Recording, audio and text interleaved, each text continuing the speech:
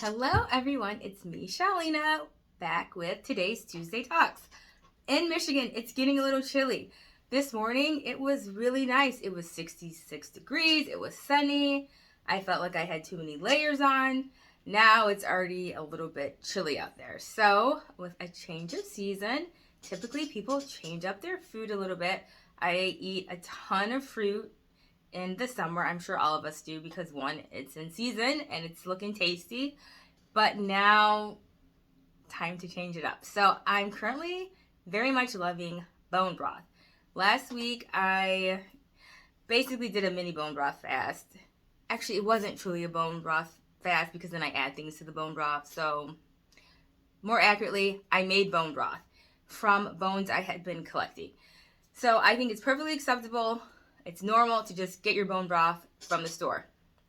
However, if you have the time and inclination, I think it's great to practice the old ways of like conserving and using everything and then saving your bones in the freezer until you get like a nice big collection of them, and then you use it to make bone broth. You can do the same thing with your vegetable scraps. So I like to compost. I'm a composter, but in the winter most people do not compost because it doesn't break down. So instead of like throwing away your scraps, you can put your scraps in a Ziploc bag, and then when you have enough of them, then you can make vegetable broth out of them. So if you have a crock pot, it's super easy. You just take your bones, you throw them in there, you pour water over it, and then you make sure that you are cooking it in your crock pot for at least 24 hours because it takes a long time to like leach all that goodness out of those bones, out of that, get all that bone marrow into the water. For me, I only keep beef bones and lamb bones. I really, really love lamb bones. I definitely keep all my lamb bones because I'm blood type B, and I have found that is medicine for me and that it makes my digestive system very happy, very healing, very soothing. So anyway, this is what you do. You collect your bones, put it in your Ziploc bag in your freezer until you have enough of them. And then I will always throw in some sort of herbs. I really like thyme, rosemary, and like onions or garlic, something oniony, something in the garlic onion family, to like flavor it. And then after you cook that in your crock pot for at least 24 hours, it's so good. Then you can use that bone broth for the base of different soups, or you can also use it. Some people like will put it, over rice, or like use it to help keep their leftovers moist when they're heating them up. But I also will just use it as soup base. So I'll just saute any vegetables I have in the fridge. I'll add feta cheese. I do love feta cheese. Saute vegetables and then add it to the bone broth. It's really good. And then you can also use it for like if you do a bone broth or a vegetable broth fast, which I also highly recommend.